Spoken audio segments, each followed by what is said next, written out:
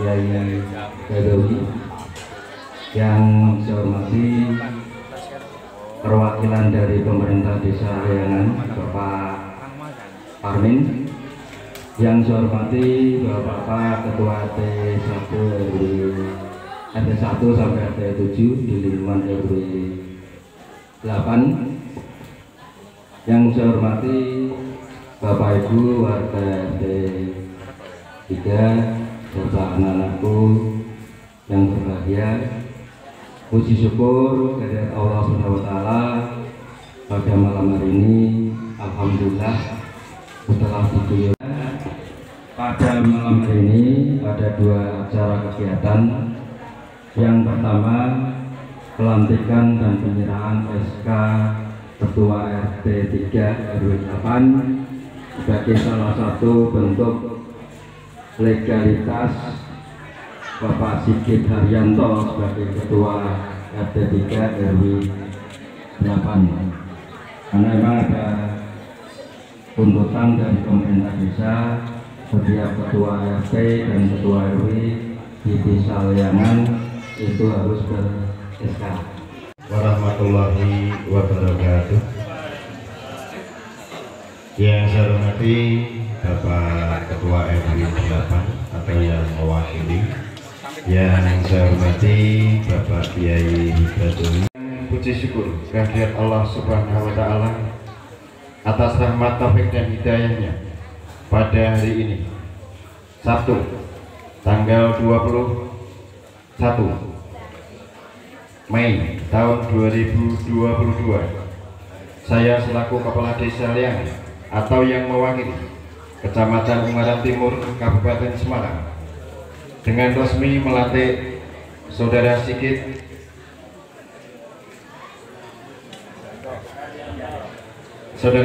Haryanto sebagai Ketua RT 3 RW 8 Desa Leangan berdasarkan Peraturan Menteri Dalam Negeri Nomor 18 Tahun 2020. Diambil sumpahnya bersedia menurut agama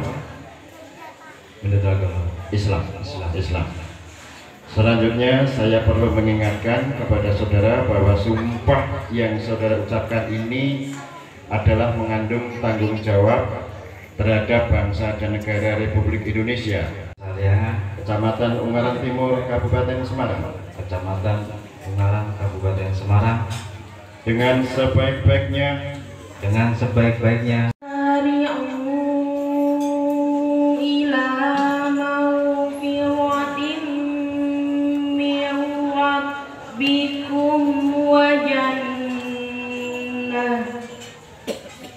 Dalam keadaan sehat walafiat.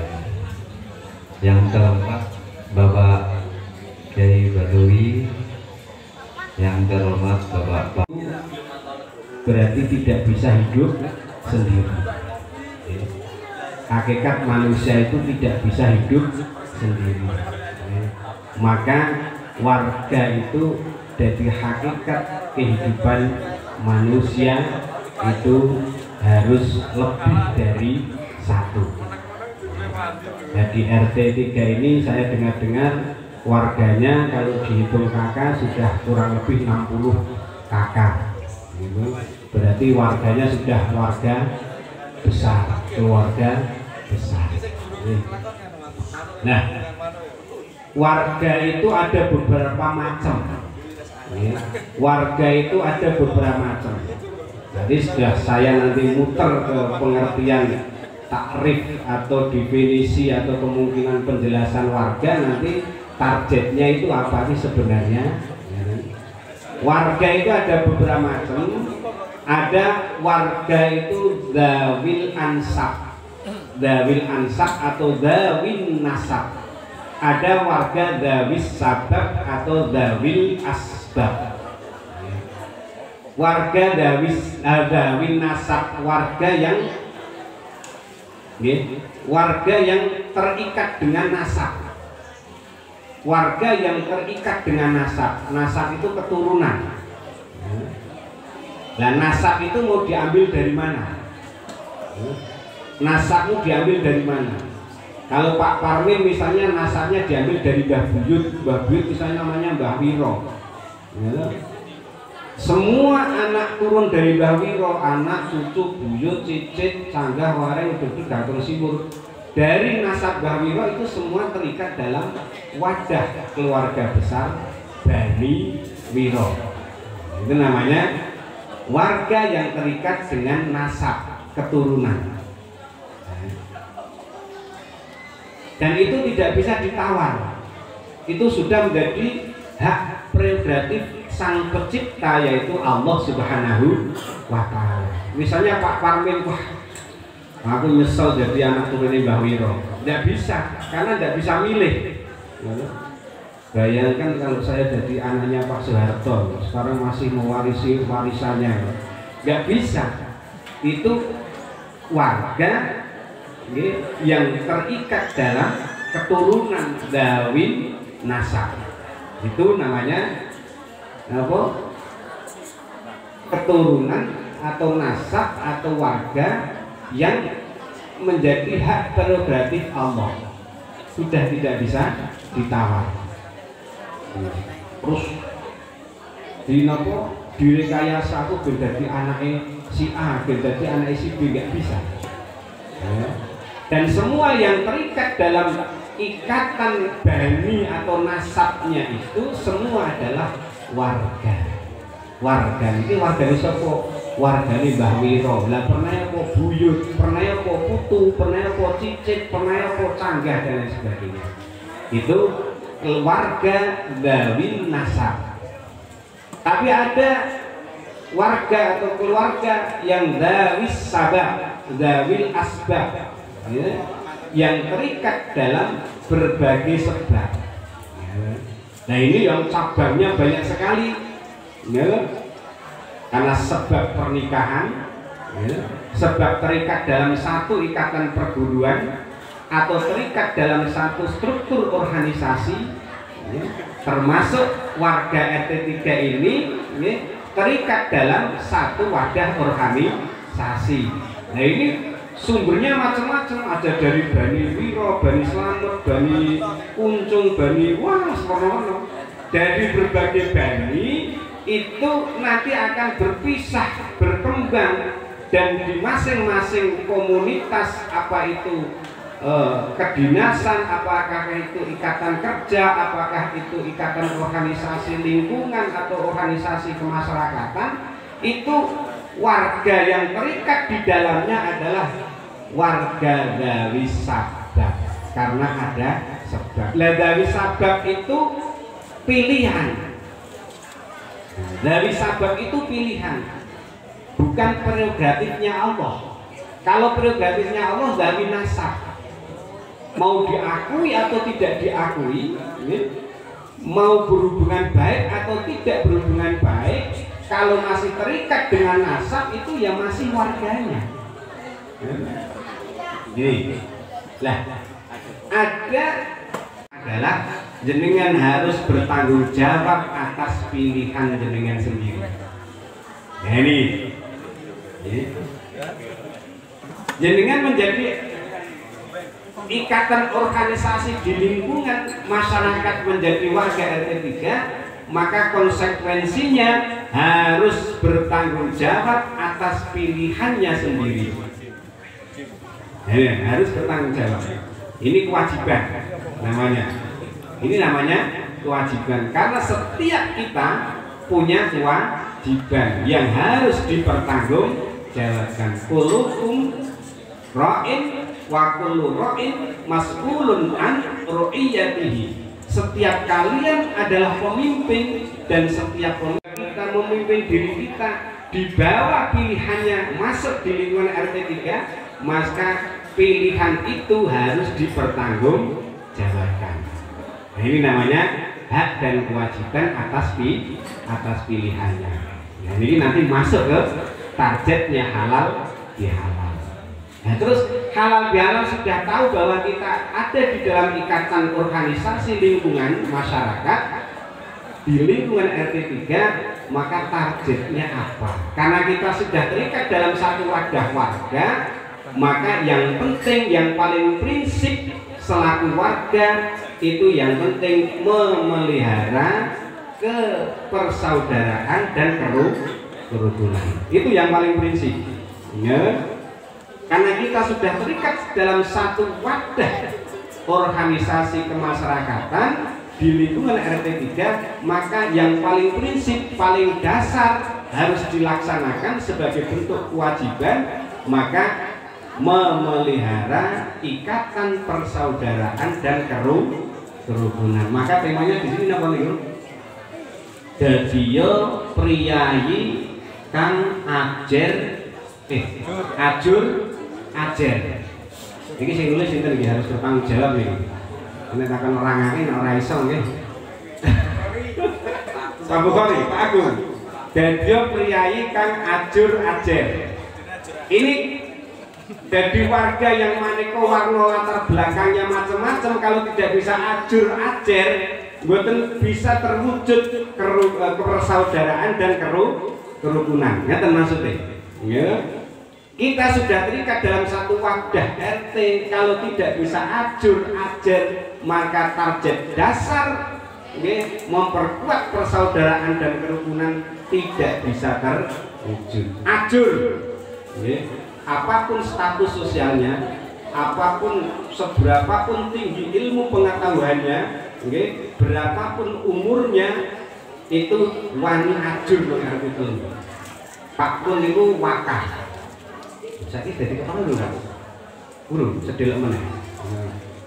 Wakil kepala sekolah SMA negeri. Di sini harus ajur, dipimpin oleh Pak Sigit. Jabatannya apa Pak? Harus siap, harus ajar di sini. Kalau terus, wah aku wakil kepala sekolah SMA nih. Nah ini perusahaan apa? Perusahaan anak. Alhamdulillah, harus ajur. Pak Agung guru SMA, kalau toh nanti ketua RT-nya itu kecamatan SD, ya status sosialnya, statusnya di SMA harus lebur di sini, wani ajur. Ya. Apapun statusnya, apakah itu TNI, apakah itu Polri, apakah itu di jajaran Pemkab, mau apa statusnya, seberapapun umurnya, aku wong tua kok mau kandhani kowe RT ini sore, tidak bisa. Kalau masih ada warga seperti itu, wes persaudaraan orang nyaman, persaudaraan tidak akan terwujud, kerukunan akan retak karena masing-masing ego mempertahankan statusnya dirinya masing-masing. Maka harus kami ajur. Saya nulis ini mesti ngerti kasusnya orang itu telu. Iya, walaupun saya tanpa warga RT, aku sulit terus nggak mau tebar sapa, nggak mau tebar senyum, kerukunan dan persaudaraan juga tidak akan terjalin dengan maksimal. Gitu loh ya, mau melu-melu nih kemauan, mungkin yang masih kurang ya ditambahi diri. Iya, nah ini targetnya, nopo kalau kita sudah tahu status kita di warga RT 3 ini sebagai dzawil asbab, karena terikat atau berangkat dari sebab, maka kita harus wani ajur ajar di dalam rangka nopo mencapai ikatan persaudaraan dan kerukunan. Nek pun ngeten iki nanti damai. Napa targete wong urip nang alam donya?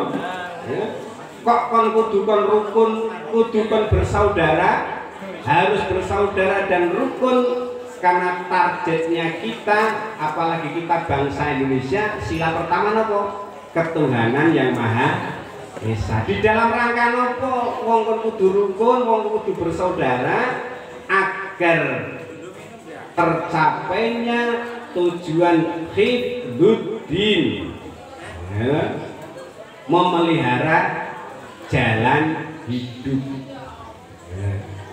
Masing-masing punya pilihan jalan hidupnya, tapi nek ora iso rukun, ora iso bersaudara, maka jalan hidup yang ditempuh itu akan menjadi terjadi. Hifdzuddin. Kenapa kerukunan itu dan persaudaraan itu harus dimunculkan di awal? Karena persaudaraan dan kerukunan itu akan membuahkan keamanan. Ya. Kenapa? Akan berbuah keamanan. Kalau orang sudah tidak mau bersaudara, orang tidak mau rukun, maka buah yang namanya keamanan ini tidak bisa terwujud, dan keamanan ini yang akan menghidupkan kemakmuran. Dari keamanan ini, mula wonten makalah nek cara bahasa Indonesia nih, tapi nek cara bahasa Arabnya makalah. Kalau bahasa Indonesia ya makalah. Itu ada mengatakan al-aman sumal iman. Aman dulu baru iman. Karena orang akan mengaplikasikan makna iman, kalau tidak aman juga tidak bisa terlaksana. Orang akan melaksanakan nilai-nilai iman, kalau tidak aman maka pelaksanaan nilai-nilai iman itu juga tidak bisa terlaksana. Maka al-aman sumal iman. Nah, aman itu bisa tercapai kalau ikatan persaudaraan dan kerukunan ini terus dipupuk, terus dibina, terus dirawat. Maka pelaksanaan hifdzuddin di dalam rangka memelihara pilihan hidup manusia itu bisa terjaga. Nah, yang kedua, di dalam menjaga, mewujudkan hifdzun nafsi, memelihara kelestarian hak asasi manusia, jiwa, harga diri agar terpelihara. Manusia sebagai manusia, manusia sebagai khalifah, pemimpin di muka bumi ini tidak akan bisa menunjukkan kualitas kepemimpinannya kalau tidak bisa menjamin keamanan. Keamanan tidak bisa terwujud kalau ikatan persaudaraan dan kerukunan juga tidak diharap. Kok misal domblet gitu ya Pak? Misal domblet gitu. Ngaco. Hifdzun nafsi, menjaga jiwa agar masing-masing jiwa itu bisa melaksanakan keinginan gairah hidupnya masing-masing. Kalau ini terkekang, kalau ini terpenjara oleh ketidakrukunan, ini terjajah oleh menjaga otoritas akal, intelektual. Manusia kan dimodali oleh Allah. Ketika Sayyidina Ali, menantunya Rasulullah SAW, itu ditanya oleh sahabat yang lain, masihkah ada wahyu setelah Nabi Muhammad? Kata Sayyidina Ali, sudah tidak ada wahyu, yang ada hanya akal. Yang ada akal. Nah, akal ini kalau tidak terpelihara, tidak dijaga, maka akal ini akan mati. Terpeliharanya, berkembangnya akal pikiran manusia itu kalau situasinya sedang aman. Tak balik melih, aman itu buah dari persaudaraan dan kerukunan. Maka pelaksanaan agama, hifdzuddin, agama adalah jalan hidup, pelaksanaan agama akan menjadi baik, pelaksanaan di dalam rangka menjaga hak asasi manusia, jiwa manusia, harga diri manusia, harkat dan martabat sebagai manusia, sebagai khalifah fil ardi yang diutus oleh Allah untuk mengawal kelestarian bumi ini, itu bisa berjalan. Akal pikiran yang hanya diberikan oleh manusia secara sempurna dari sekian banyak makhluk Allah adalah manusia, tidak akan bisa bertahan apalagi berkembang kalau situasinya tidak aman. Yang keempat, yang terakhir adalah hifdzul mal, yaitu menjaga harta benda dan alam semesta. Nek mriki sedulurane boten terikat, kerukunannya tidak terikat, mau aman dari mana? Kalau mepakun tua sithik sing apik urung panen wis dipaneni kancane, dipaneni tanggane. Bojo ayu sithik tinggal kerja lembur diculik tanggane. Di dalam rangka memelihara harta benda dan alam semesta ini harus diciptakan dulu situasinya aman.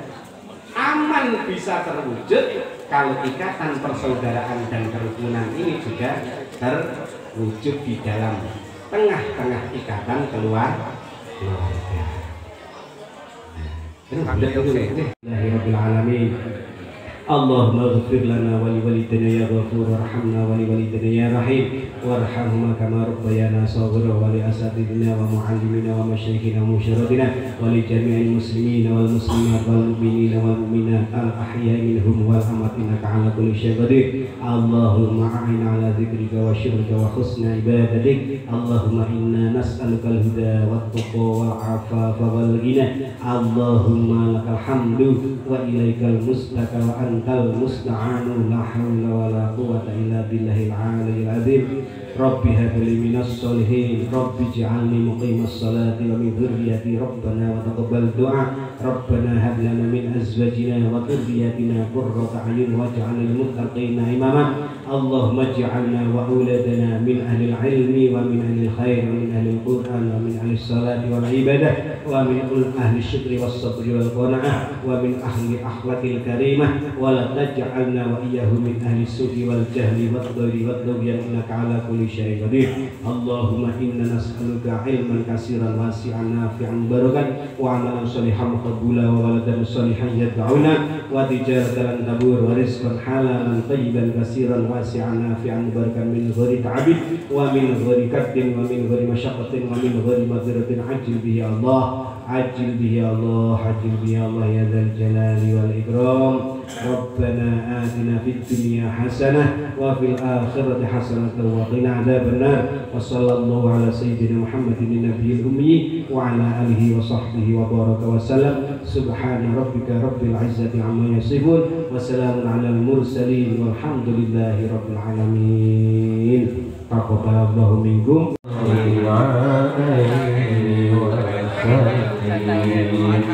Allahumma sholli ala Muhammad ya Rabbi sholli alaihi wa sallim. Allahumma sholli ala Muhammad ya Rabbi sholli alaihi wa sallim. Allahumma sholli ala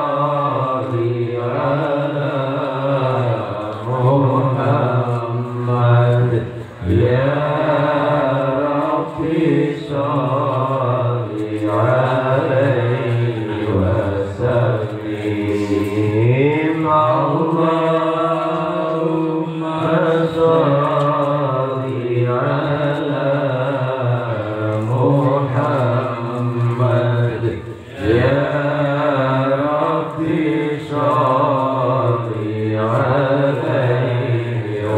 sallim. Allahumma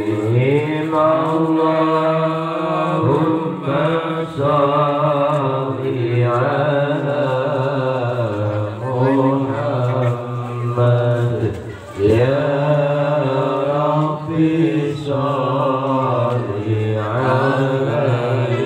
wa sallim. Allahumma sholli ala Muhammad ya Rabbi sholli alaihi wa sallim. Allahumma sholli ala Muhammad ya Rabbi sholli alaihi wa sallim. Allahumma sholli ala Muhammad ya Rabbi sholli alaihi wa sallim. Allahumma sholli